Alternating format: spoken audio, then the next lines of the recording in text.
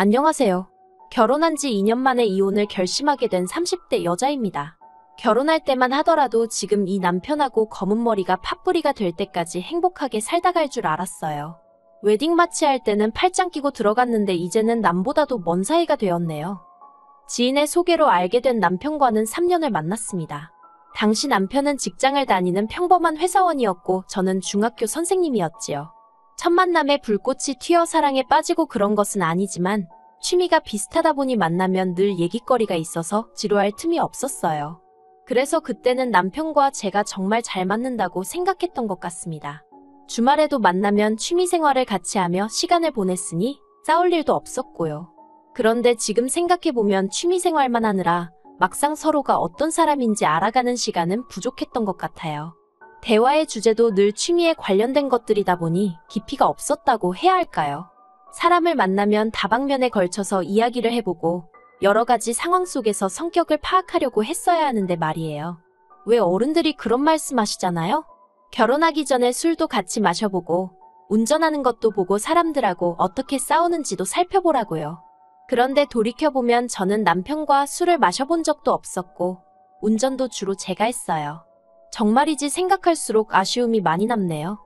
그래도 결혼을 결심했던 건 어쨌든 같이 있는 시간은 즐거웠고 별다른 잡음이 없었기 때문입니다. 울며불며 싸워본 적도 없고 둘 중 누구도 헤어지자 소리를 함부로 입에 담지 않았지요. 그래서 남편이 프로포즈를 해왔을 때 고민하고 말고 할 것도 없었어요. 이 정도로 잘 맞고 이 정도로 사귀었으면 당연히 하는 거라고 생각했달까요? 게다가 어른들이 중요하게 보는 소위 객관적인 조건들 있잖아요. 부모님 재산이나 학벌이라던가 그런 것들이요. 그런 부분에 있어서도 크게 차이가 안 났어요. 아니, 차이가 안 나는 줄 알았어요. 남편의 거짓말이 드러나기 전까지는요.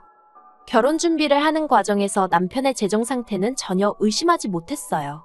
어떻게 된 일이냐 하면 일단 저희 친정의 경우 친정아버지는 대기업에서 정년퇴직을 하셨습니다. 그리고 친정어머니는 그런 아버지의 내조를 하면서 평생을 전업주부로 사셨지요. 언젠가 친정어머니께 이런 생활이 갑갑하지 않으시냐 물었더니 워낙 어려서부터 조강지처가 되라는 외할머니의 말씀이 있기도 했고 성격 자체가 청소나 요리하는 걸 좋아하시다 보니 당신은 행복하다 하시대요. 하지만 저는 친정아버지를 닮았는지 어려서부터 꼭 제 직업을 갖고 싶었어요. 아침마다 당신이 다니는 회사의 자부심을 느끼며 출근하시는 아버지가 멋져 보이기도 했고요. 아무튼 저는 자신있게 화목하고 좋은 집안에서 자랐다고 말할 수 있어요. 반면에 남편은 아버님은 사업을 하시고 어머님은 은행에 다니신다고 저에게 이야기를 했었거든요. 그것도 몇 번씩이나 말이에요. 그래서 그 말을 철석같이 믿었습니다. 상견례 자리에서도 친정부모님이 시부모님께 지나가듯 사업은 잘 되시냐, 은행에서 근무하시면 그래도 여러 가지 좋은 점이 있지 않냐 그런 질문들을 하셨는데 그때 아버님 어머님 두 분 다 굉장히 자연스럽게 대답을 해주셨고요. 그리고 결혼 준비도 친정에서 1억을 해준다 하니 시댁에서도 1억을 해주셨어요. 그러니 제가 아버님 사업장을 찾아가 볼 것도 아니고 어머님 은행 지점에라도 가서 어머님을 찾아봤어야 할까요? 솔직히 그렇게까지 해야 한다는 생각을 전혀 못했지요. 아니, 그렇게 해야겠다는 생각을 했으면 오히려 이상한 상황이었어요. 그런데 결혼하고 2달쯤 되던 시기에 남편이 샤워를 하고 있었거든요. 그런데 남편 핸드폰에 뭔가 알람이 계속 울리더라고요. 신혼이고 야밤이었는데 알람이 자꾸 오니까 남편을 의심한 건 아니지만 그래도 왜인지 찜찜하고 성가신 거예요.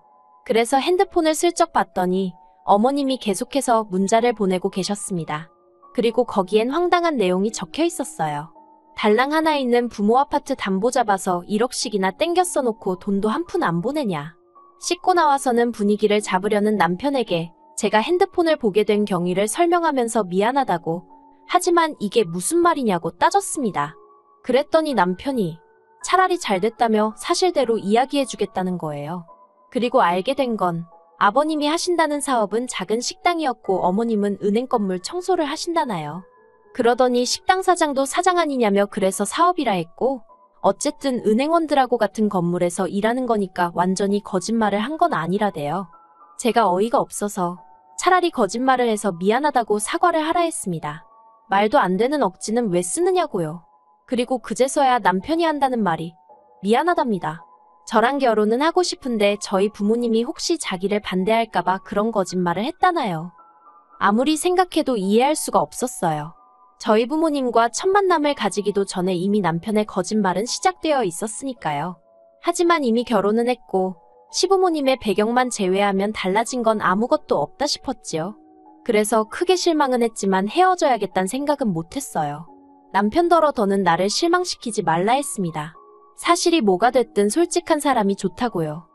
그리고 이후로 저희는 정과 변함없이 신혼생활을 이어갔습니다. 몰랐을 땐 어쩔 수 없었지만 알게 된 이상 시댁의 사정을 모른 척할 수가 없더라고요. 그래서 매달 생활비와 이자 명목으로 100만 원씩 보내드리기 시작했는데 이건 남편 월급에서 보내드리라 했어요.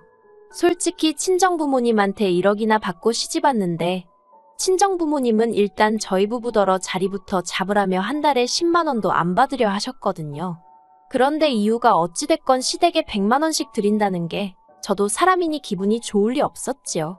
친정부모님은 아무것도 모르시는 상황이었지만 그래도 뒤에서 제가 죄 짓는 것 같은 기분도 들었고요.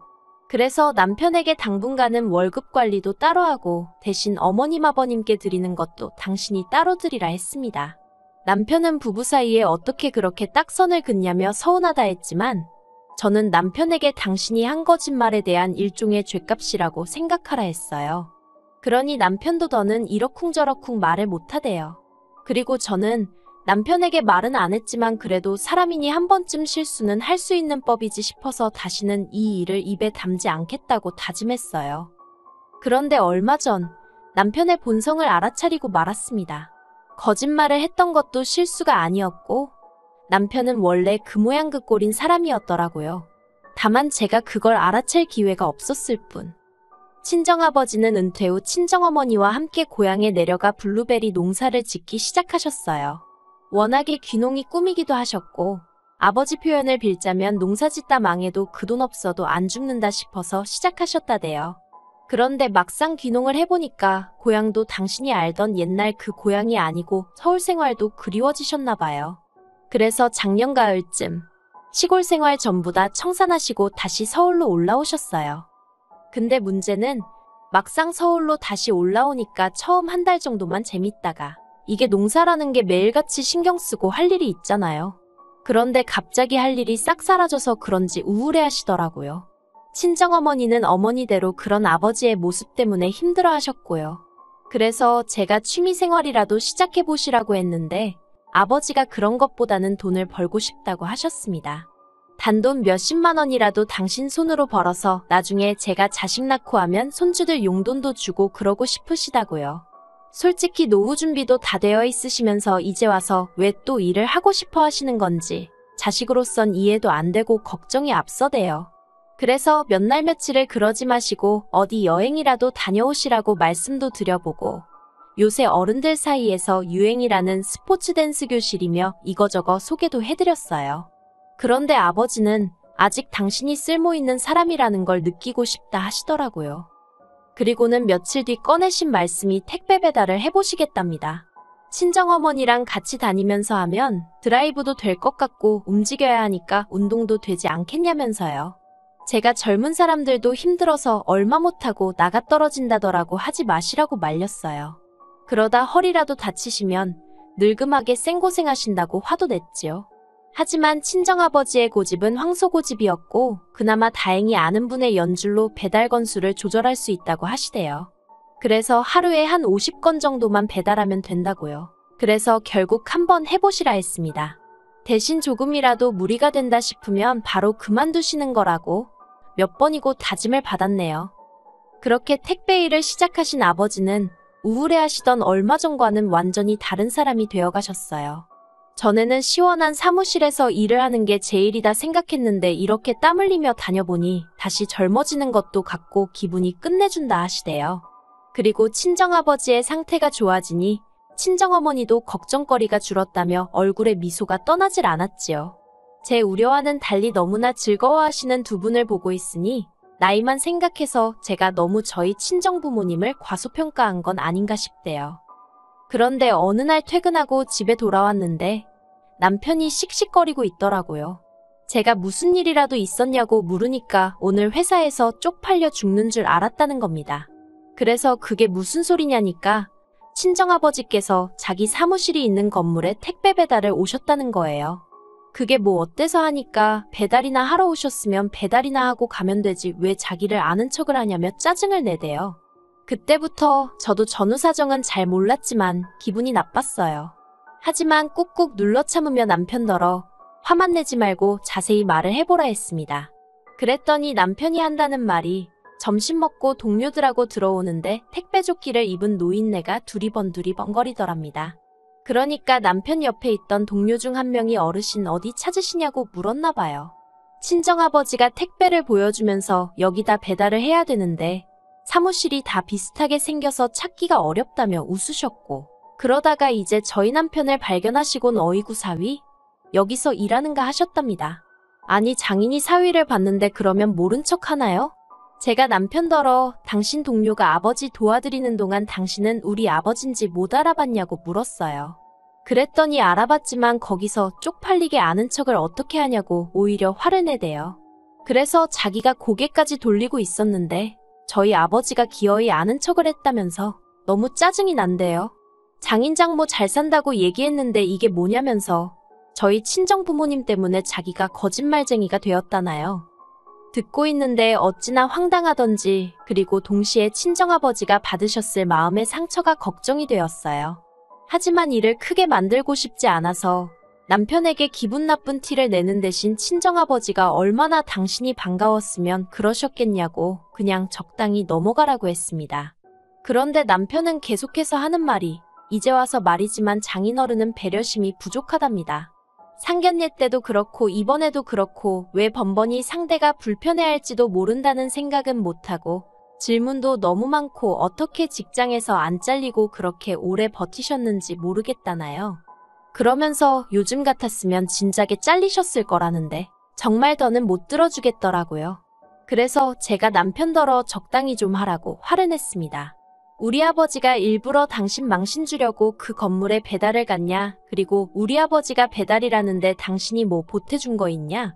사위씩이나 돼서 우리 아버지한테 용돈 10만 원이라도 드려봤냐? 그러면서도 우리 아버지가 나 타라고 준 차는 네가 맨날 끌고 다니지 않냐? 너는 네 회사 동료들이 네 장인보다 중요하냐?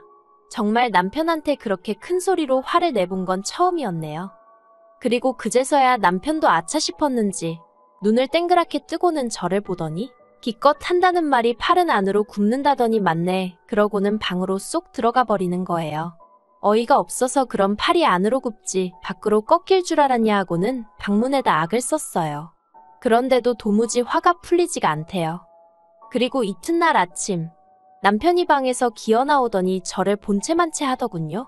그래서 제가 할 말 없냐니까 자기가 무슨 말을 하냐입니다. 자긴 틀린 말 한 거 하나도 없다고요. 그러면서 자기한테 혹시 사과 같은 거 기대하냐면서 꿈깨랍니다. 사과는 오히려 자기가 장인어른한테 받아야 할 판이라며? 말 같지도 않은 소리 듣고 있는데 지긋지긋하더라고요. 그래서 그냥 너 같은 인간한테 내가 뭘 기대하겠냐면서 별 볼 것도 없는 거 그나마 함께한 세월 때문에 어떻게든 풀고 살아보려고 했는데 넌 답이 없다고 그냥 이혼하자 했습니다. 너 같은 것도 사람이라고 한 집에서 이불 덮고 어떻게 살겠냐고요. 솔직히 저희 남편이 어디 가면 장인장모 돈 많다, 우리 와이프는 교사다, 그걸 무슨 자랑마냥 떠들어대는 사람이에요. 그러면서 곧 죽어도 자기 부모 얘기는 안 하거든요. 그럴 때면 저는 그냥 얼마나 스스로 내세울 게 없으면 처가랑 와이프 얘기만 저렇게 할까 싶어서 안쓰럽고 그랬는데 더는 꼴 같지 않은 남편한테 그런 배경도 돼주기 싫대요. 솔직히 저는 친정아버지가 정말 대단하다고 생각해요. 그 연세에도 늦었다 지레 겁먹고 포기하는 법이 없으시고 무엇이든 최선을 다하시는 태도가요. 요새 젊은 사람들이 끈기도 없고 열정도 없어서 툭하면 포기하는 일이 많은데 저희 친정아버지는 그런 면에서는 누구에게나 롤모델이 될 법한 분이세요. 그리고 친정어머니도 그런 아버지를 항상 믿고 지지해 주시니 자식 입장에선 정말 두 분께 감사할 뿐입니다. 남편 때문에 졸지에 이혼녀 딱지를 달게 되었지만 저는 괜찮아요. 친정아버지께는 솔직하게 말씀드리면 당신 때문에 이혼한다 생각하실까봐 이것저것 서로 안 맞는 부분이 많아서 더는 못 살게 되었다고만 말씀드렸어요. 저에게 다음 결혼 생활이란 게 또 있을지 모르겠지만 그때는 정말 인간됨됨이부터 확인할 생각입니다. 남편하고 살던 집은 어차피 전세였던 데다가 계약 기간도 끝나가는 중이었기에 보증금 돌려받으면 계산할 거 계산해서 깔끔하게 정리할 수 있을 것 같아요. 그리고 저희 이혼 소식을 들은 시부모님께서 남편더러 미친 엑스냐고 네 주제에 어디 가서 저런 여자를 만난다고 욕을 하셨던 모양이에요. 저한테도 어머님이 연락해 오셔서는 아들 교육 잘못시킨 당신 죄라며 한 번만 참고 넘어가라는데 죄송하지만 그렇게는 못한다 했어요. 남편이 저희 아버지 가슴에 대못을 박았는데 제가 어머님 가슴 아픈 거 신경 써드리고 싶지도 않았고요. 다음 달쯤에 부모님 모시고 여행이나 다녀와야겠습니다.